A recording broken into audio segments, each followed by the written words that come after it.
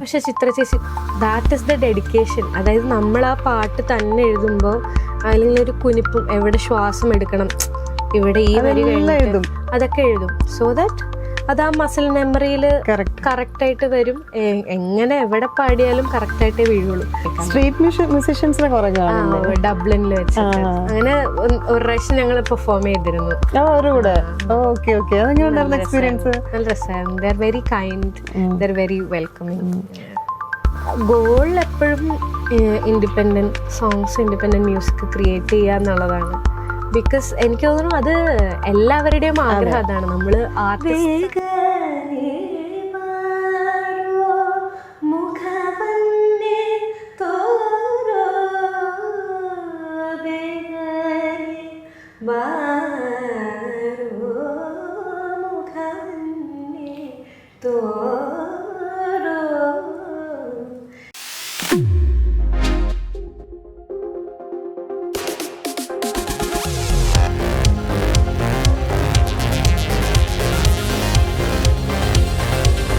അതേപോലെ തന്നെ ബുക്ക് വായിക്കുമ്പോൾ നമുക്ക് കിട്ടുന്ന ഇമോഷൻസ് അത് മ്യൂസിക് വഴി ഓഡിയൻസിനെ കണക്ട് ചെയ്യാൻ ഹെൽപ്പ് ചെയ്യാറുണ്ടോ? പിന്നെ എനിക്കറിയില്ല, ഞാൻ അതായത് നമ്മള് പാടല്ലേ ചെയ്യാം.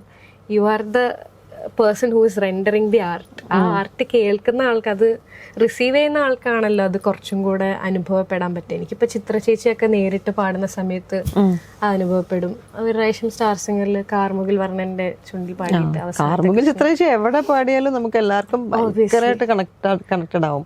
അപ്പൊ ആ സംഭവം ഭയങ്കരമായിട്ട് നമുക്ക് ആ കൃഷ്ണ എന്നുള്ള വിളി കേട്ട് കഴിഞ്ഞാൽ എത്ര പ്രാവശ്യം ചിത്ര ചേച്ചി അത് പാടിയാലും നമ്മൾ കരഞ്ഞു എന്നുള്ളതാണ് സത്യം. ചിത്ര ചേച്ചിനെ ഫസ്റ്റ് ടൈം കണ്ടത് എപ്പോഴാണ്? ഈ സ്റ്റാർ സിംഗറിന്റെ ഫസ്റ്റ് ഓഡിഷന്. അതായത് എൻ്റെ ഫസ്റ്റ് മീറ്റിംഗ് ഓഫ് ചിത്ര ചേച്ചി, ഞാൻ എൻ്റെ ഫൈനൽ ഓഡിഷൻ കഴിഞ്ഞു. എന്നിട്ട് അതാണ് ടെലികാസ്റ്റ് ചെയ്യുന്നത്. ഏറ്റവും ഫൈനൽ ഓഡിഷൻ തൊട്ടാണ് ടെലികാസ്റ്റ് സ്റ്റാർട്ട് ചെയ്യുന്നത്. അപ്പോൾ ചിത്ര ചേച്ചി അത് കഴിഞ്ഞിട്ട് എന്നെ സെലക്ട് ചെയ്തു. അപ്പോൾ വിധുച്ചേട്ടനായിരുന്നു എന്നെ ടീമിലെടുത്ത്. അപ്പോൾ എനിക്ക് മറ്റൊരു കോട്ടൊക്കെ ഇട്ട് തന്നു. ഞാൻ അവിടെ പോയിരിക്കുന്നു. അപ്പം നമുക്ക് ലഞ്ച് ബ്രേക്കായിട്ട് കഴിഞ്ഞു. നമ്മൾ ഫുഡ് കഴിച്ച് വന്നപ്പോഴത്തേക്കും ഞാൻ അവിടെ ഇരിക്കാൻ പോകുമ്പോഴത്തേക്ക് ചിത്ര ചേച്ചി, എനിക്കിപ്പോഴും ഓർമ്മയില്ല ചിത്ര ചേച്ചി എന്താ എൻ്റെ അടുത്ത് ചോദിച്ചതെന്ന്. ബിക്കോസ് എൻ്റെ ഫസ്റ്റ് ടൈമാണ് ഞാൻ കാണുന്നത് ചിത്ര ചേച്ചീനെ. അപ്പോൾ ഞാനിങ്ങനെ ചേച്ചി ഇങ്ങനെ അവിടെ നിന്ന് നടന്ന് അടുത്തേക്ക് ഇങ്ങനെ വന്നുകൊണ്ടിരിക്കുക. ഞാനിങ്ങനെ നിൽക്കുക. ബിക്കോസ് എനിക്ക് എന്താ നമ്പായിട്ട് നിൽക്കുക, എന്താ ചെയ്യണ്ടേന്നുള്ളത് അറിയില്ല. അപ്പോൾ ചേച്ചി എൻ്റെ അടുത്ത് എന്തോ ചോദിക്കുന്നുണ്ട്. എന്തോ എങ്ങനെയുണ്ട്, നല്ലതാണോ എന്തോ ചോദിച്ചോ, എനിക്ക് സത്യം പറഞ്ഞ ഓർമ്മയില്ല. പക്ഷെ ഞാനിങ്ങനെ ചിരിച്ചത് മാത്രം ഓർമ്മയുള്ളൂ. കിഷൻ സാറിന്റെ വീട്ടില് ഇപ്പോഴത്തെ സ്റ്റാർ സിംഗറിലെ പിള്ളേരൊക്കെ ആയിട്ടൊന്ന് ജസ്റ്റ് ഒന്ന് കൂടി. നല്ല രസമുണ്ടായിരുന്നു. ഭയങ്കര എല്ലാവരും ഒരു സ്പെഷ്യലി ചിത്രശേഷിയും കൂടി ഉള്ളത് കാരണം എല്ലാരും ഭയങ്കര ബ്ലെസ്സിംഗ്. ഞങ്ങള് അന്താക്ഷരിയും അതൊക്കെ ഭയങ്കര എന്നും ഓർത്ത് വെക്കാൻ പറ്റുന്ന കുറെ മെമ്മറീസ് അല്ലേ.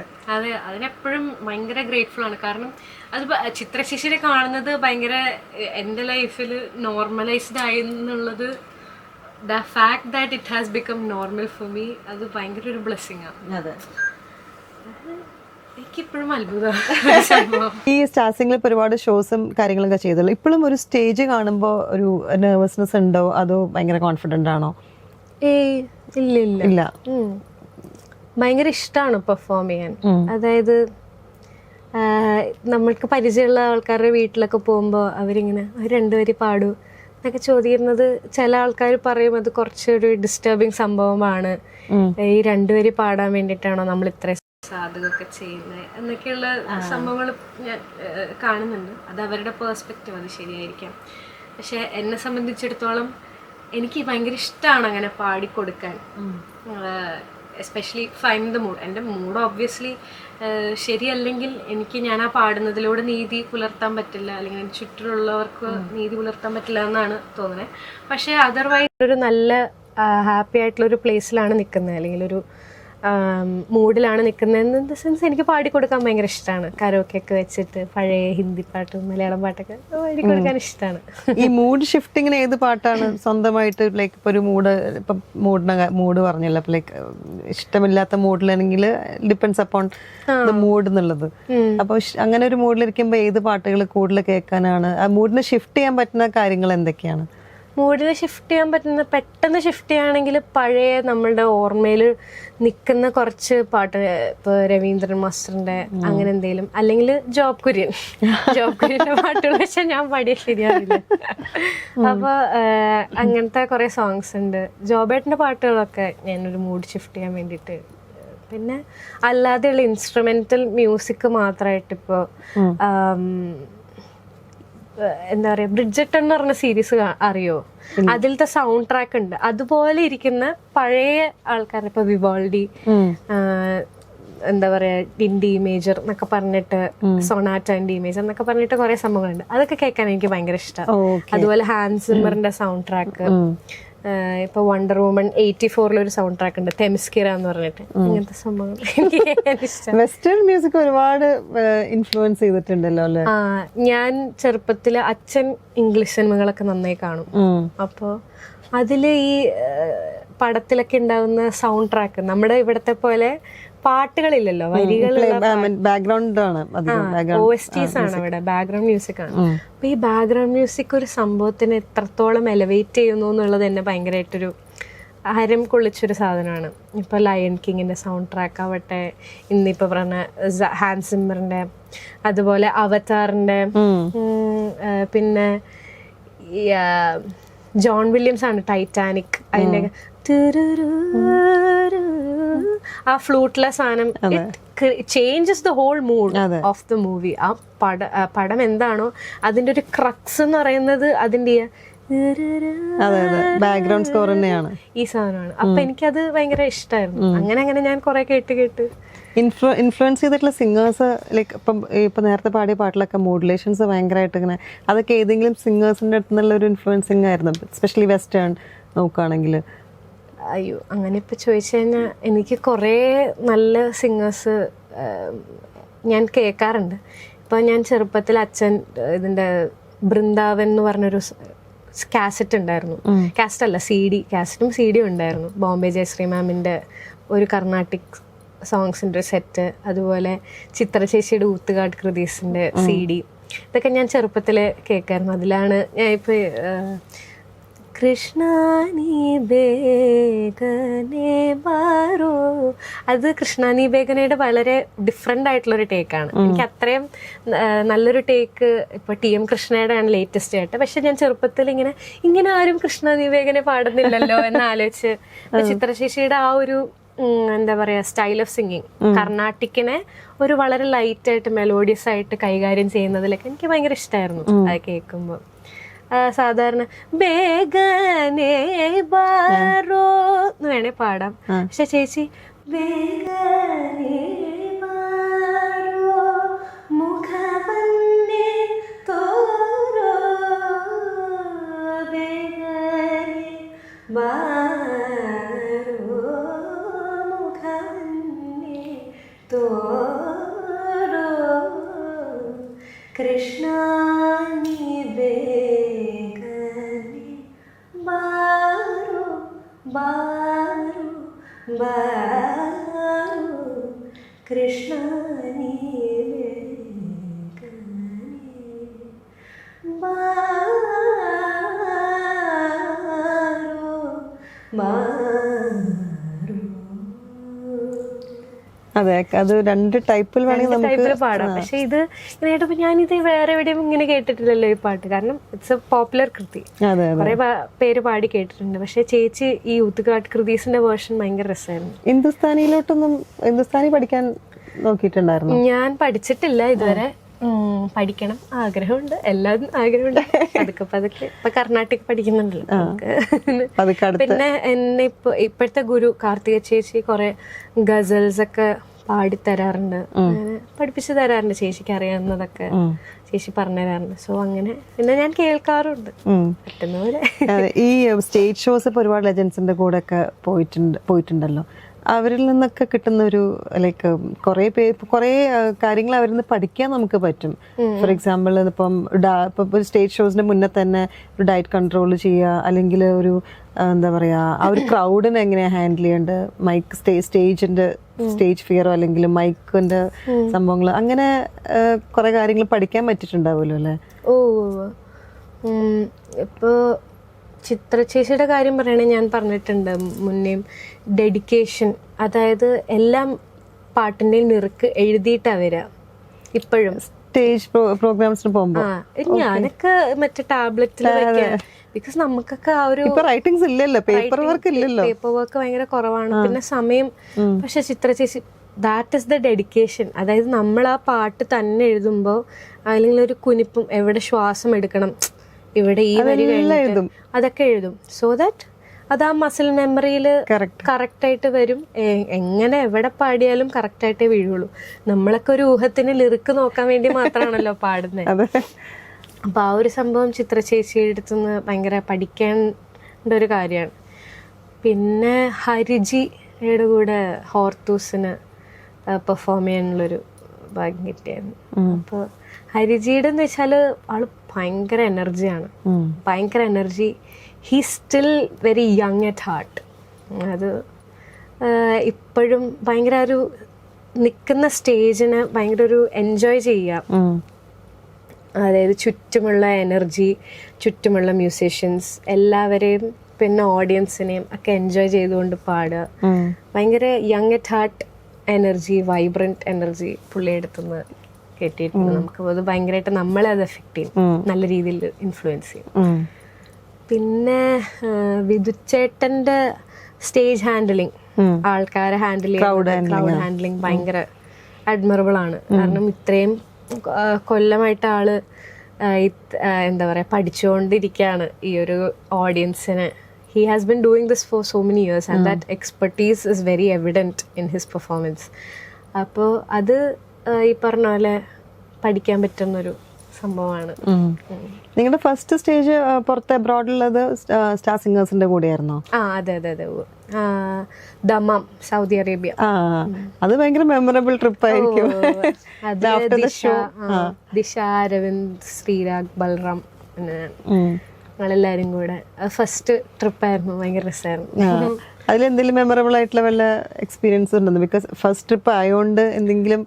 ഫസ്റ്റ് ട്രിപ്പ് ആയതുകൊണ്ട് അങ്ങനെ പ്രത്യേകിച്ച് വ്യത്യാസമൊന്നും ഉണ്ടായിരുന്നില്ല. ബിക്കോസ് നമുക്കിത് ഭയങ്കര എല്ലാവരും കൂടെ ഉള്ളതുകൊണ്ട് എൻജോയബിൾ ആയിരുന്നു. നമ്മൾ എവിടെ പോയാലും വി എൻജോയ് എവിടെയാണെങ്കിലും. പിന്നെ നമ്മൾ രാത്രിയൊക്കെ ഇറങ്ങി നടക്കുക, അവിടെ എന്ന് വെച്ചാൽ ഭയങ്കര സേഫ്റ്റി ഉണ്ടല്ലോ, നമുക്ക് ആരെയും ഒന്നും പേടിക്കേണ്ട ആവശ്യമില്ല അവിടെ. അപ്പൊ നമ്മളിങ്ങനെ ഇറങ്ങി നടക്കുന്ന സാഹചര്യമൊക്കെ ഉണ്ടായിരുന്നു. രസമായിരുന്നു. നല്ല തണുപ്പായിരുന്നു ആ സമയത്ത്. നവംബർ 26 ആ സമയത്ത് പോയത്. ഇപ്പൊ പോയ പ്ലേസസ് വെച്ചിട്ട് ഏറ്റവും ഇഷ്ടമുള്ള പ്ലേസ് ഏതാണ് പാടാൻ? ലൈക്ക് ആ സ്റ്റേജും അല്ലെങ്കിൽ ക്രൗഡും ഒക്കെ എൻജോയ് ചെയ്തിട്ടുള്ള പാടിയിട്ടുള്ള സ്റ്റേജ് എൻജോയ് ചെയ്ത് പാടിയിട്ടുള്ളത് ഓസ്ട്രേലിയ. ഇപ്പൊ വിധുച്ചേട്ടന്റെ കൂടെ പോയിട്ടുള്ള ഒരു ടൂർ ഉണ്ടായിരുന്നു, ഓസ്ട്രേലിയ ടൂർ. അപ്പൊ അത് നല്ല രസമായിരുന്നു. അതൊരു ഓൾമോസ്റ്റ് 3 വീക്സ് ഓസ്ട്രേലിയയിൽ ഉണ്ടായിരുന്നു. സ്റ്റേജസ് എൻജോയ് ചെയ്തത് അതാണ്. പിന്നെ സ്ഥലങ്ങള് ഭയങ്കര രസമായിട്ട്. അയർലൻഡ് നല്ല ഭംഗിയായിരുന്നു. UK, അയർലൻഡ്, UK ഒക്കെ എനിക്ക് ഇഷ്ടപ്പെട്ടായിരുന്നു. കെന്റ് ഒക്കെ നല്ല ഭംഗിയുള്ള സ്ഥലമാണ്. ട്രാവലിംഗ് എത്രമാത്രം മ്യൂസിക്കിനെ ഹെൽപ്പ് ചെയ്തിട്ടുണ്ട്? ട്രാവലിംഗ് ഇപ്പൊ അയർലൻഡിൽ പോയപ്പോ രമ്യ ചേച്ചി, ശ്രീരാഗ്, അങ്ങനെ ഇവരുടെ കൂടെ ആയിരുന്നു ഞാൻ പോയത്. അപ്പോൾ അവിടുത്തെ മ്യൂസിക്കിനെ പറ്റിയൊക്കെ ഇവരിങ്ങനെ പറഞ്ഞു തരും. ഒരു കഥയൊക്കെ പറഞ്ഞുതരും. അതായത് ഇവരുടെ ഐറിഷ് സോങ്സിൽ മിക്കവാറും എന്തെങ്കിലും ഒരു ക്യാരക്ടർ ഉണ്ടാവും.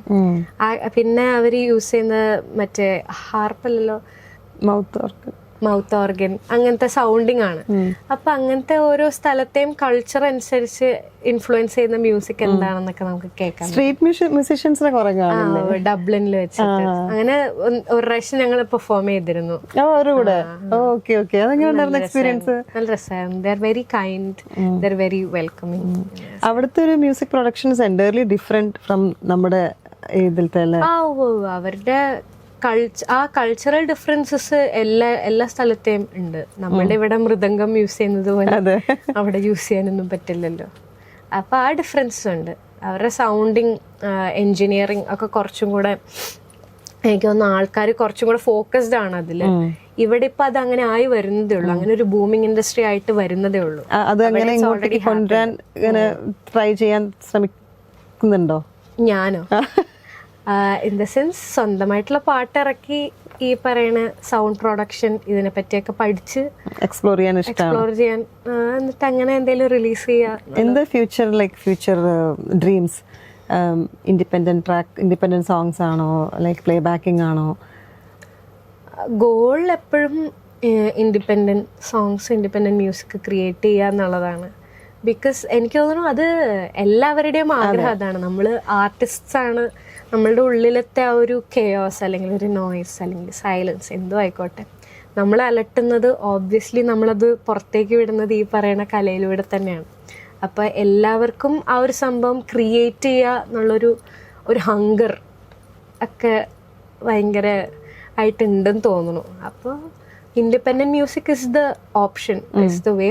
പക്ഷേ പ്ലേ ബാക്ക് വളരെ അനിവാര്യമാണ്. ഞാൻ നേരത്തെ നമ്മൾ സംസാരിച്ചപ്പോൾ പറയാം, കൊമേഴ്ഷ്യൽ വാല്യൂ ഓഫ് മൂവീസ് എന്ന് പറയുന്നത് ഭയങ്കര കൂടുതലാണ് ബാക്കി ഇൻഡിപെൻഡൻറ്റ് മ്യൂസിക്കിനെ അപേക്ഷിച്ച്. അപ്പോൾ നമുക്ക് നമ്മളുടെ സർവൈവലിനും നമ്മളുടെ ഒരു ഗ്രോത്തിനും വേണ്ടിയിട്ട് അതിനെ തള്ളിക്കളയാനും പറ്റില്ല. അതും വേണം നമുക്ക്.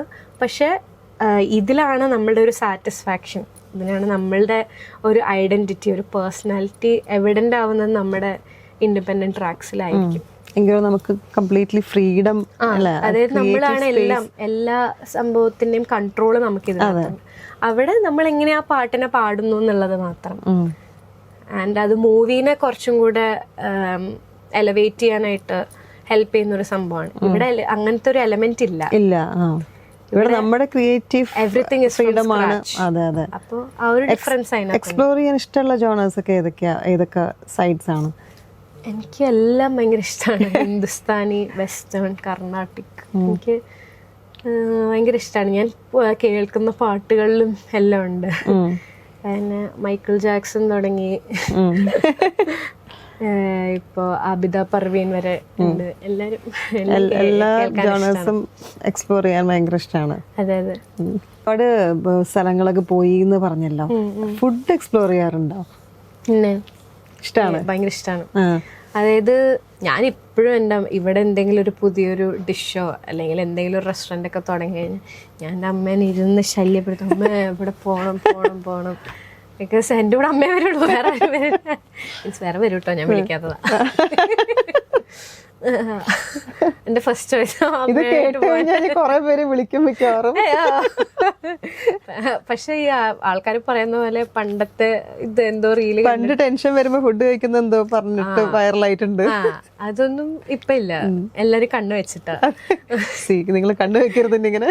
അതെ, കണ്ണു വെച്ചിട്ട് ഇപ്പൊ എനിക്ക് അത്ര ഒന്നും കഴിക്കാൻ പറ്റില്ല. പക്ഷെ വലിയ കുറവൊന്നുമില്ല. പക്ഷെ അന്നത് അത്രയും ഡീറ്റെയിൽ ആയിട്ട് പറയും ചെയ്തു, എത്ര എണ്ണങ്ങളടക്കം പറഞ്ഞു, ഇത്ര പറഞ്ഞു. അതുകൊണ്ട് കണ്ണു കിട്ടിയതായിരിക്കും. അത് പോട്ടെ, സാറില്ല, അത് അവരുടെ പ്രശ്നം. എനിക്കിഷ്ടമാണ്. ഇപ്പൊ ഓസ്ട്രേലിയയിലൊക്കെ ചെന്നപ്പോ ചീസ് കേക്ക് ഒക്കെ കഴിച്ചപ്പോ ഭയങ്കര ടേസ്റ്റ് ആയിരുന്നു. പിന്നെ കൊറേ സംഭവങ്ങളുണ്ട്. ഇപ്പൊ മിഡിൽ ഈസ്റ്റിൽ പോയി കഴിഞ്ഞാൽ അവിടുത്തെ ഹമ്മസിന്റെ ടേസ്റ്റ് തന്നെ വേറെയാണ്. പിന്നെ ഷവർമ അവിടെ മയോണൈസ് ഇടാത്ത ഷവർമ പറയുമ്പോ എനിക്ക് അരവിന്ദനെയാണ്. അരവിന്ദിന് ഇഷ്ടമാണ് ഭയങ്കരമായിട്ട്. അവിടെ ചെന്ന് കഴിഞ്ഞാലൊക്കെ ഷവർമ ആയിരിക്കും, 3 നേരം കൊടുത്താലും കഴിക്കും. ഭയങ്കര ഇഷ്ടമാണ് അവിടെ. പക്ഷെ മയോണൈസ് ഇല്ല, അപ്പൊ ഭയങ്കര ടേസ്റ്റും ഫ്രൂട്ട്സും ഒത്തന്റിക് ടേസ്റ്റ് കിട്ടണമെങ്കിൽ അവിടെ പോകണം. ഇവിടെ നമ്മൾ കുറെ മയോണൈസ് ഇടുമല്ലോ, അപ്പൊ അത് കാരണം ഇവിടുന്ന് ഞാൻ അങ്ങനെ ഭയങ്കരമായിട്ട് കഴിക്കാറില്ല ഷവർമ. പക്ഷെ അവിടെ പോയി കഴിഞ്ഞാൽ ഇഷ്ടം. ആക്ച്വലി ഞാനും അമ്മയും അബുദാബി പോയപ്പോ ഒരു ഷവർമ മേടിച്ചു തന്നിരുന്നു അവിടുത്തെ ഒരു ഷാമങ്കിള്. ഞങ്ങൾ എയർപോർട്ടിലേക്ക് തിരിച്ച് ഇവിടേക്ക് റിട്ടേൺ വരാൻ പോകുന്ന സമയത്ത് അത്രയും ടേസ്റ്റുള്ള ഒരു ഷവർമ ഞാൻ വേറെ എവിടെയും കഴിച്ചിട്ടില്ല. കാരണം അതിൽ മയോണൈസ് ഇല്ല, വെജിറ്റബിൾസും പിന്നെ ഈ ചിക്കൻ ഫ്രഞ്ച് ഫ്രൈസ് ഒക്കെ ആയിരിക്കും. ഫ്രഞ്ച് ഫ്രൈസ് ഉണ്ടായിരുന്നു എനിക്ക് ഓർമ്മയില്ല. എന്തായാലും മയോണൈസോ ഒന്നും അങ്ങനത്തെ ഒരു സംഭവങ്ങളേ ഇല്ല. പക്ഷെ ഭയങ്കര ടേസ്റ്റ്. സോസസോ എക്സ്ട്രാ സോസോ ഒന്നുമില്ല. വെജിറ്റബിൾസും മറ്റു റോളും ചിക്കൻ. അല്ല, എനിക്ക് തോന്നുന്നു ഒത്തന്റിക്കലി ലെബനീസ് റെസ്റ്റോറൻറ്റ്സിലൊക്കെ പോകുമ്പോൾ അവരുടെ അത് കറക്റ്റ് ആയിട്ട് നമുക്ക് കിട്ടും. അവിടെയാണ് പ്രോപ്പർ വേ ഓഫ് ഷവർമ. അത്ര നല്ല ഷവർമ ഞാനും എൻ്റെ അമ്മയും പിന്നെ ജീവിതത്തിൽ ഏറ്റവും കഴിച്ചിട്ടുള്ള ഭക്ഷണം എന്താ പറയാ, ഒരു ഇഷ്ടമുള്ള ഭക്ഷണം ഏതാ?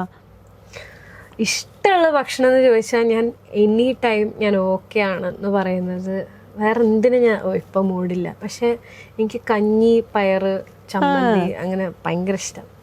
എപ്പോൾ വേണേലും ഈസിലി ഡൈജസ്റ്റബിൾ ഫുഡാണ്, ഭയങ്കര ഇഷ്ടം. പിന്നെ നാട്ടിലൊക്കെ പോയി കഴിഞ്ഞാൽ ഉണക്കമീനൊക്കെ ആക്കിയിട്ട് പിന്നെ നമ്മളെല്ലാവരും ചിറ്റമാരും അമ്മയും ഒക്കെ കൂടെ ഇരുന്ന് കഴിക്കും. നിലത്തൊക്കെ ഇരുന്നിട്ട് ചോറും പിന്നെ ചക്ക മറ്റേ കൂട്ടാനൊക്കെ ആയിട്ട് ഉണ്ടാക്കിയിട്ട് കഞ്ഞിയും. ഈ ട്രൈ ചെയ്ത ഫുഡ് ഏതാണ്? ലൈക് പുതുതായിട്ട് ഇപ്പൊ ഒരുപാട് സ്ഥലങ്ങൾ പോയിട്ടുണ്ടല്ലോ, എവിടെയെങ്കിലും പോയിട്ട് എന്തെങ്കിലും ഇപ്പൊ ഇവിടെ പോയ ലേറ്റസ്റ്റ് ട്രൈ ചെയ്ത ഫുഡ് എന്തെങ്കിലും? ലേറ്റസ്റ്റ് ട്രൈ സൂഷി പോലത്തെ? സൂഷി ഞാൻ അങ്ങനത്തെ ഇതുവരെ ട്രൈ ചെയ്തിട്ടില്ല. ബിക്കോസ് എൻ്റെ അടുത്ത് കുറെ പേര് പറഞ്ഞ് പേടിപ്പിച്ച് വെച്ചേക്കും, ഇങ്ങനെ റോ ഫിഷ് ചിലപ്പോൾ നമുക്ക് പറ്റില്ല അപ്പൊ അത് കാരണം എനിക്കൊരു പേടി. ഇപ്പൊ നമുക്ക് നെക്സ്റ്റ് ഡേ പ്രോഗ്രാം ഒക്കെ ഉണ്ടെങ്കിൽ അതെങ്ങാനും കഴിച്ച് ബാഡ് ആവണ്ടല്ലോ. വോയിസ് ഹൈജീനിൽ എന്തൊക്കെ ചെയ്യും? വോയിസ് ഹൈജീൻ എന്നും പറഞ്ഞിട്ട് അങ്ങനെ പ്രത്യേകിച്ച് ഒന്നുമില്ല. തണുത്തതൊക്കെ കഴിക്കും. നല്ലതാണ്, കാരണം എസ്പെഷ്യലി സ്റ്റേജ് ഷോസിനൊക്കെ പുറത്ത് പോകുമ്പോൾ സെൻസിറ്റീവ് ആയി കഴിഞ്ഞാൽ ഭയങ്കര ബുദ്ധിമുട്ടായിരിക്കും. ഇപ്പൊ ഞാൻ കേട്ടിട്ടുണ്ട് US പോകുന്ന സമയത്ത് നമ്മുടെ സ്റ്റാർ സിംഗറിലെ മിഥുൻ ചേട്ടൻ, ഞങ്ങളുടെ മെന്റർ, മിഥുൻ ചേട്ടൻ പറയുക തണുത്ത് ഇങ്ങനെ മരവിച്ച് പോകുന്ന തണുപ്പ് എന്നാലും പക്ഷെ പാടേണ്ടി വരും. സോ ഇവിടുന്ന് നമ്മൾ ഈ ചൂടുവെള്ളം മാത്രം എണ്ണയൊന്നും കഴിക്കില്ല എന്നൊക്കെ പറഞ്ഞു കഴിഞ്ഞിട്ട് അത് മാത്രം നോക്കി പോയി കഴിഞ്ഞാൽ അവിടെ നിന്ന് ഒബ്വിയസ്ലി ഡിഫിക്കൽട്ട്. പിന്നെ അവിടെ പോയാലും സ്റ്റേജസ് ഓപ്പൺ സ്റ്റേജ് ആണെങ്കിൽ ഓപ്പൺ സ്റ്റേജ് ആണെങ്കിൽ ബുദ്ധിമുട്ടായിരിക്കും. അപ്പൊ ആ സമയത്ത് എന്റെ ചുറ്റുമുള്ള ബോയ്സ് ഒക്കെ എന്താ പറയാ, ഈ പെൺകുട്ടീനെ കാണാൻ കൊള്ളാം, it's already A fair girl, Nair യുവതി അല്ലെങ്കിൽ ക്രിസ്ത്യൻ യുവാവ്, വെളുത്ത് പൊക്കം ഇത്ര എന്നൊക്കെ പറഞ്ഞിട്ട് ഈ വെൻഡഡ് കളർ ബിക്കം സച്ച് എന്താ പറയാ, വെളുത്തത് നല്ലതാണ് മറ്റേത് മോശമാണെന്ന് പറയുന്നതിലാണല്ലോ പ്രശ്നം. ആൻഡ് ഞാൻ ഭയങ്കരമായിട്ട് അടി ഉണ്ടാക്കുന്ന ഒരാളാ.